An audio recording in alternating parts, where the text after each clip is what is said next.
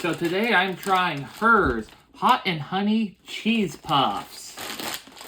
I'm actually looking forward to trying these. I like other cheese puffs by Herr's and I love honey, so.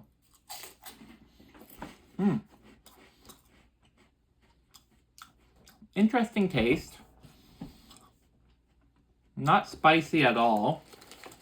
Has a little bit of sweetness, especially in the aftertaste.